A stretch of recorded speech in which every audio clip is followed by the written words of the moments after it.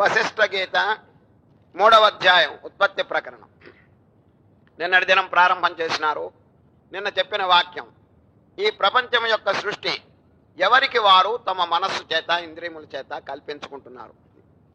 వాస్తవంగా ఇక్కడ ఉన్నది ఒకటండి, సత్ చిత్ ఆనందం. అదే దాని మీద ఈ నామరూపాత్మకమైనటువంటి జగత్తు ఎవరికి తోచినట్లు వారు ఆరోపించుకుంటున్నారండి.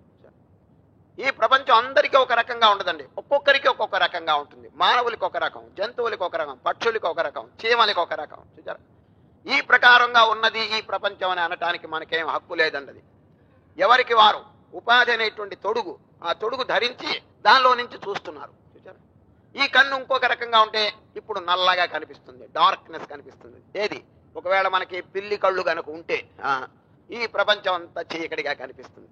ఈ విధంగా మన ఉపాధి ఏ విధంగా ఉన్నదో ఆ ప్రకారంగా ప్రపంచం కనిపిస్తుంది. కాబట్టి ఒకరు ఒకే విధంగా సృష్టి చేశారని చెప్పడానికి లేదండి.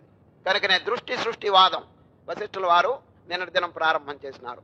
ఈ జగత్తంతా it's an imagination of your own mind. అది స్వాంతఃకరణ దోషేణ కల్పితేస్మిన్ జగద్భ్రమే వివేకిన కుతకోప స్ఫాటికే మంటకే శ్వవతు. ఈ దృష్టాంతం చెప్పాను. స్ఫాటికే మంటపే, ఈ అద్దాల గదిలో కుక్క ప్రవేశిస్తే ఏ ప్రకారంగా తక్కిన కుక్కలన్నీ నిజం అని చెప్పి ఎట్లా అనుకుని ఆఖరికి నాశనం అయిపోతున్నదో, మానవుడు అద్దాల్లో చూసినప్పుడు నేనే అక్కడ ప్రతిబింబించాను, no different thing there, I myself are reflected there అనేటువంటి విషయం ఎట్లా గమనిస్తున్నాడో, అదే విధంగా తెలివి కలిగిన జ్ఞానం కలిగినటువంటి వారు ప్రపంచం అంతా కేవలం పరమాత్మ స్వరూపం, ఒకరికి బాధ కలుగు చేయటం కాదు, ఎంతసేపటికి ఉపకారం అనేటువంటిదే నా యొక్క విద్యుక్త ధర్మం అని తెలిసిన వాడు పలుకుతున్నాడు. తెలివి తక్కువ వాడు ఈజ్ డిఫరెంట్ ఫ్రమ్ మే, ఇగో వీరు వేరు వారు వేరు అని అందరితో కలహం, అసూయ, ద్వేషం ఇదంతా కూడా ప్రారంభం చేస్తుంది. ఉపనిషత్తులో మొట్టమొదటి ఉపనిషత్తులో ఈ చక్కని మంత్రం చెప్పారు. యస్మిన్ సర్వాణి భూతాని ఆత్మైవా భూత్ విజానత తత్ర కోమోహ కశోక ఏకత్వమనుపశ్యత.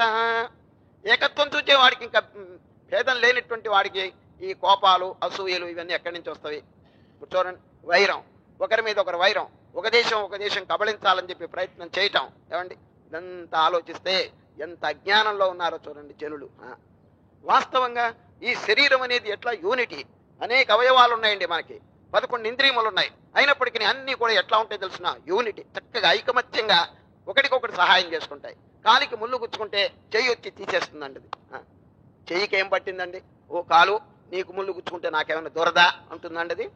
లేదా, అది వచ్చి సహాయం చేస్తున్నది. కన్ను సహాయం చేస్తున్నది. ఆహా, హౌ మచ్ యూనిటీ చెప్పండి.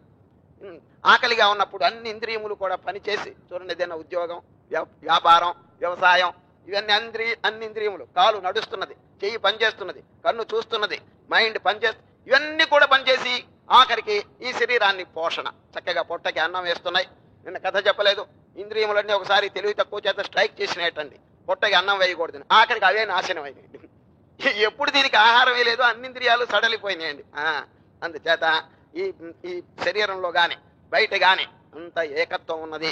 కరెంట్ అనేది యూనిఫార్మ్ గా ఉంటుంది కానీ డిఫరెంట్ గా ఉండదండి. అది బల్బులు డిఫరెంట్ గా ఉండవచ్చు, ఉపాధులు రకరకాలుగా ఉన్నాయి. పశువులు, మానవులు, రాక్షసులు, దేవతలు, క్రిమికీటకాదులు ఇవన్నీ కూడానండి 84 లక్షలు వేరుగా ఉన్నప్పటికీ కూడా శ్రీకృష్ణ పరమాత్మ 5వ అధ్యాయంలో చెప్పినట్లు సమదర్శిన విద్యా వినయ సంపన్నే బ్రాహ్మణే గవిహస్తిని శునిచైవ శ్వపాకే చ పండితా సమదర్శిన. వీరే పండితులు. కేవలం సాహిత్యం నేర్చుకున్న వారు పండితులని శ్రీకృష్ణ పరమాత్మ చెప్పలేదండి. ఆ పండిత శబ్దం అక్కడక్కడ నిర్వచనం చేసినారు.